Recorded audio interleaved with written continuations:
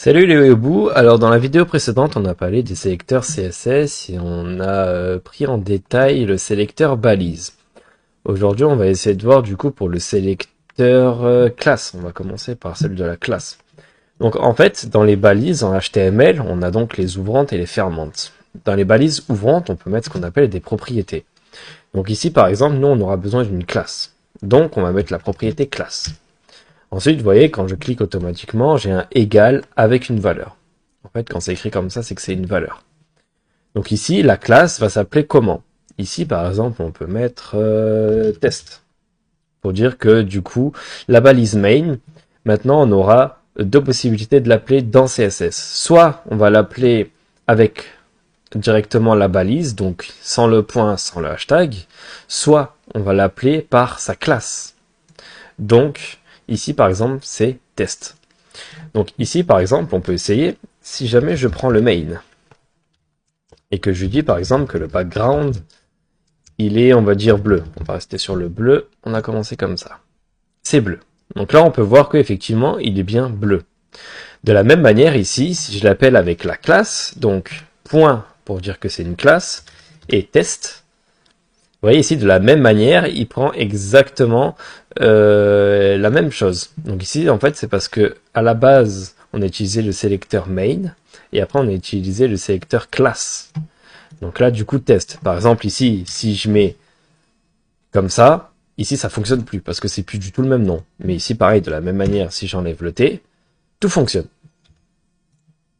En fait, ce qui peut être bien avec ça, c'est que par exemple, si je crée plusieurs main, on va avoir plusieurs main, mais si jamais je modifie par exemple la balise main directement, donc là on fait main, je veux que tous les mains en background soient par exemple verts. Comme on a vu dans la vidéo précédente, le problème avec ça, c'est que toutes les balises sont en verte. Et moi, je veux pas que ce soit ça. Moi, je veux que ce soit seulement des balises que j'aurais définies. Des sections, par exemple, ou des mains. Donc là, par exemple, moi, je veux que la première et la troisième utilisent le même style. Donc, ce que je vais faire, c'est que je vais supprimer la classe sur le deuxième. Donc, on a bien le premier avec la classe test et le troisième avec la classe test. D'accord ? Donc ici maintenant, au lieu de mettre le background gris, ici on va prendre le point test. Et là, comme on peut voir, on n'a que le premier et le troisième qui est en vert. Et pas du coup le deuxième. Pourquoi? Parce que simplement dans le deuxième, on lui a pas mis de propriété classe. Donc CSS n'arrive pas à le reconnaître. En fait, ce qui est bien avec la classe, c'est qu'on peut créer plusieurs fois le même style. Par exemple ici, j'ai marqué test.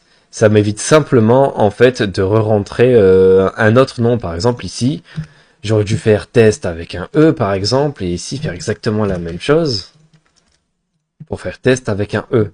Sauf qu'en faisant ça, en fait, de 1, on perd trop de temps, la lisibilité du code, elle est pas possible, et en CSS, on va avoir des fois 1000 lignes à peu près, et 1000 lignes, et juste parce que on a créé exactement la même classe, ça va pas le faire. Donc en fait, ce qui peut être bien avec la classe, c'est qu'on peut l'utiliser de manière très récurrente. Donc ici, le test, je dis une bêtise, et ben là, je veux plus que ce soit le troisième. Donc le troisième, j'efface la propriété main, et je le rajoute au deuxième. Donc ici, pareil, test. Et là, on peut voir, on a bien le premier et le deuxième. Donc à retenir, en HTML et CSS, la classe, ça permet de mettre plusieurs fois les styles à différentes balises. Et voilà.